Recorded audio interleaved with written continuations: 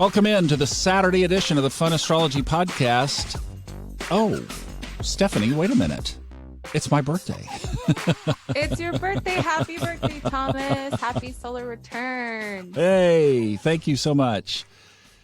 So the big news really today is not only do we get to do this, but at 2:30 this afternoon Eastern, we are reopening the doors on the Fun Astrology 101 course. I can't wait. It's going to be great. If you are interested in sending old Uncle Thomas a birthday present, 2:30 this afternoon, come on in. Love to have you. That would be awesome. Whoop, whoop. That's big news. That's so exciting. You know, just your presence in the course would be a great fix for the next year. That would be awesome. So we would love to invite you to do that. Now, Stephanie, let's roll on into what we have at hand for us. And this is a question about Pluto. Hey, Thomas and Stephanie, thank you for everything you've been doing. I have a question about Pluto. When you have either a transit going through your sixth house or you have a natal placement of Pluto in your sixth house, how would you go about supporting someone's health? My husband is currently having a Pluto transit through his sixth house, and my 18-month-old was born with a stellium of Mars, Jupiter, Saturn, and Pluto. My husband has been having some ongoing chronic and new health issues, and my 18-month-old appears to be a little daredevil. So any insight would be great. Thanks so much. Yes, excellent question. Thank you so much to this lovely listener for sending this in. It goes perfectly in the series since we had just talked about Mars and Saturn. So now going into Pluto, and what is Pluto's role in medical astrology? So Pluto has not always had the most positive associations with him since his discovery in 1930. Things like obsession, possession, mass death, and horrifying plagues have often been attributed to him and his transits. On the positive side, though, Pluto has shown that many amazing advances have been correlated alongside him, such as things in the field of genetics, transplants, limb regeneration, as well as new methods for fighting viral and bacterial infection and plague control. The infamous Edgar Cayce noted that not all people are sensitive to Pluto, but his effect upon humanity is growing. Often, the bodily regions correlated with the sign placement of the natal Pluto in one's chart appear to be in perfect health well into old age. And Pluto's health effects in all the 12 zodiac signs have not yet been observed since he was first discovered less than 100 years ago, so there are no firmly established body associations. It's speculated that Pluto may influence DNA mutation and play a role in bacterial, parasitic, and viral replication. Pluto tends to be a prominent player in times of major life-changing spiritual decisions that require the utmost spiritual will, such as when someone's ready to deal with and eradicate an addiction. He tends to reveal that which is hidden and to bring up that which lurks in the depths. So Pluto, even in traditional astrology, for medical astrology as well, it's all about transformation and regeneration. Pluto is not really the planet to look for acute or chronic health challenges. That would be Mars for acute and Saturn for chronic. And the lunar nodes are really important, so I will probably do a follow-up portion on that. I want to stress that Pluto transits are more of a psychological and spiritual nature that really help a person to transform their thinking around a health issue or challenge. So it's the mindset, the fears, the ailments of pure subconscious origin that are going to get regenerated when Pluto comes around, if you let it. So having a natal Pluto in the sixth house, and then what does it mean to have Pluto transiting that sixth house? So a natal sixth house Pluto placement in medical astrology tends to make someone more interested in the psychological aspects of health, exercise, nutrition, and it tends to indicate a type of healing gift to give to others. These individuals are often avid exercisers, very healthy eaters. They love to research all things health related and have slight obsessions around the topic of health. Now, a Pluto transit, on the other hand, through the sixth house, it tends to bring a psychological overhaul to fundamental health issues and daily habits.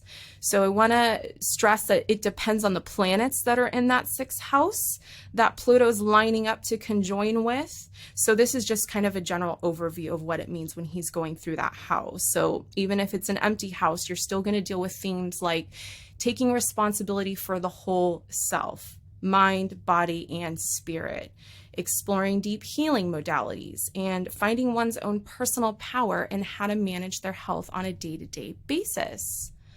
Also, really the best way to deal with this transit in my mind is to take a real honest and deep look at what kind of toxins you are encountering on a daily basis. This is not just in your environment, but this is like anything that's taking a lot of your energy out of your day-to-day and your vitality. So it could be people you're encountering. What is your day-to-day work life like? All of these things, your social life, it all adds up. So Pluto comes around and it encourages you to dive deeper into those areas and to see what is really supporting your best health at the deepest level. So this is a perfect time to really transform the way you treat your body day to day and looking into alternative health methods. An important thing to leave with is that anytime Pluto comes through the sixth house, we can either have enhanced health or weakened health. It really just depends on how we think and how we live. And Pluto's there to remind us and empower us to let go of the past and take a transformative leap forward in our daily health and work life. Thanks, Stephanie. And I get the context from this that in medical astrology, especially as we're starting to weave it into our lives here, that we see a planet like Mars or Saturn or Pluto sitting in a specific area in our chart and we go, right? There's that Yes. consternation of, I've got Pluto in 6. That means health problems. Mm-hmm. And that's just simply not true when you apply the full spectrum of astrology. That's correct. It can indicate what direction things might unfold for you to work through, but don't think of it as a curse or a life sentence of a particular medical issue. Would you agree? 100%. And thank you for stressing that, because I think, especially with, like you said, those key players, Mars, Saturn, Pluto, we tend to think, these are the big baddies that are going to come along and going through the sixth house. I'm going to deal with a day-to-day health issue, whether that be something acute for a little while or chronic, because Pluto, as we know, he takes a longer time to go through a house. But I don't feel that Pluto is really something to be feared. I think it's actually something to celebrate, because when he goes through a house like the sixth, it's going to dig up things that maybe you weren't even fully aware that you're doing on a day-to-day basis that aren't allowing you to live your best life with your health and also with work, since we also know that the sixth house is work, but since this is medical, I'm just focusing more on the health. But those themes are what's going to be very important. And it's really more of a psychological look and an introspective diving deeper and researching, investigating what am I really doing on a day-to-day level that maybe I'm not even fully aware of and conscious of, that is leading me to not have the healthiest body or not feel as good in my body as I could. So it's actually an incredibly empowering thing when he comes through that sixth house, because it's going to transform that area of your life, of your health. No doubt about that. And I'm just thinking a couple of things here that we might go down a tangent or two, if you don't mind. As you know, in January of 2020, we had the infamous now Saturn-Pluto conjunction in Capricorn. And in my book, that's really the thing that triggered what now we know as the COVID-19 pandemic. But really what's behind that is this whole shift in the consciousness of the planet. Steve Forrest also argued that Eris, a little planet we still don't talk about enough, but Eris was also part, and it was the Pluto-Eris square that also contributed, Eris being, of course, the planet of discord, discordia. So with that, we've definitely seen a signature of what Saturn and Pluto can do if they want to.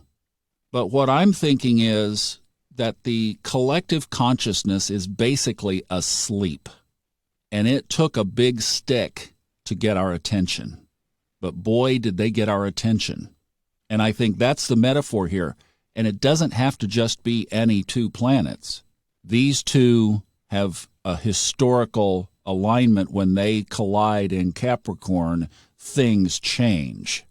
But I think one thing that we can do is we can look at what are the structures. But I've always said, and I think this is totally true, that if you are living consciously and you don't need the big stick, then you get the other side of these energies.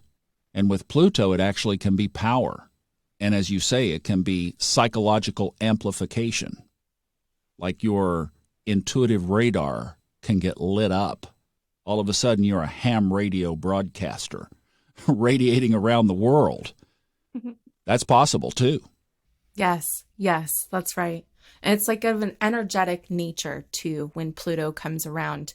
It's way deeper. It's on a completely different, deeper level.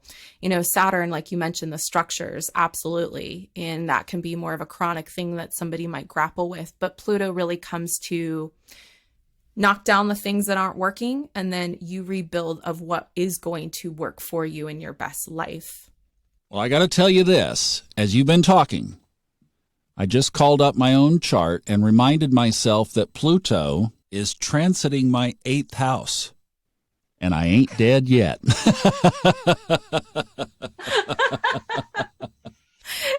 And you've done a lot of deep diving soul work. Absolutely. So still kicking at 62 and got a whole bunch more left. And I hope that you're along for a lot of that ride because... Oh, me too.